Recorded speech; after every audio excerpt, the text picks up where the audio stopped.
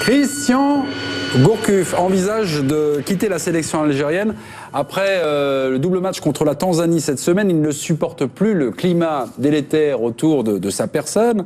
Il a la presse dans le collimateur. Paradoxalement, il a le soutien des joueurs. Tweet de Bilal Ghazi, journaliste de l'équipe, et qui suit cette question, cette sélection avec précision. Donc, et qui nous dit, notamment, il y a des jeunes cadres algériens, donc de l'équipe d'Algérie, qui veulent soutenir Christian Gourcuff. Une réunion est prévue cette semaine. Gourcuff doit-il vraiment jeter l'éponge? Qu'en pensez-vous?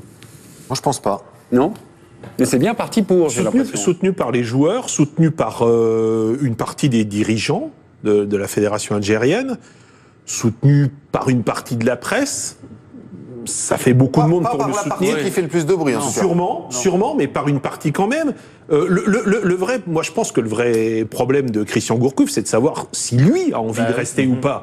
Et si lui va rester, j'allais dire, sensible ou insensible aux sirènes rennaises qui semblent se manifester, si lui a envie de retrouver son fils au Stade Rennais, si Montagnier s'en va, oui.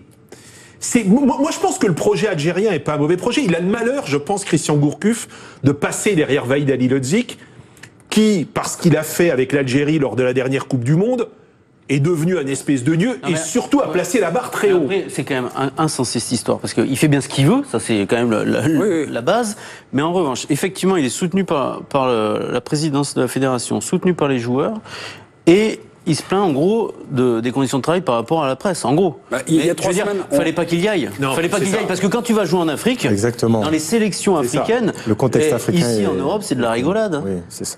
Et ça a toujours été comme ça, donc il le savait avant.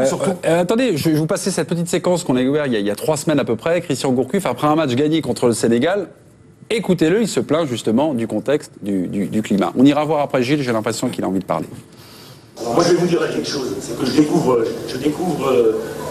un autre pays, je découvre un autre environnement.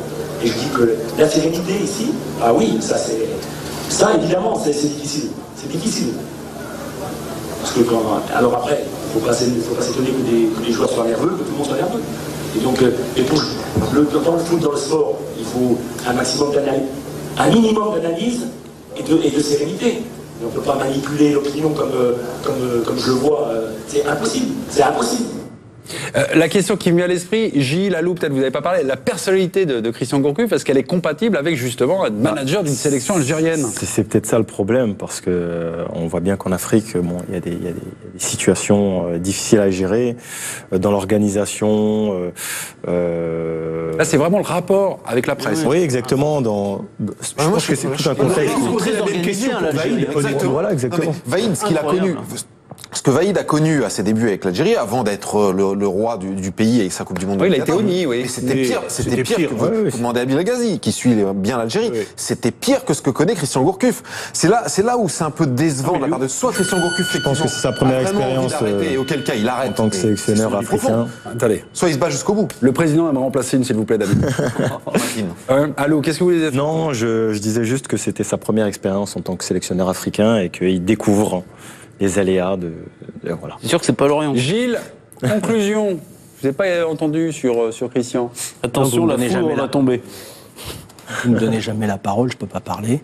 Et vous dormez aussi. Hein. Non, je ne dors pas, j'écoute moi, religieusement. Et moi, je n'interromps jamais personne.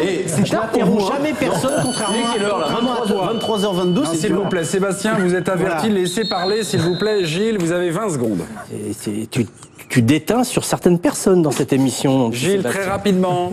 Non, mais je pense que ça c'est pas fait pour lui une sélection. Je pense qu'il aime pas ça.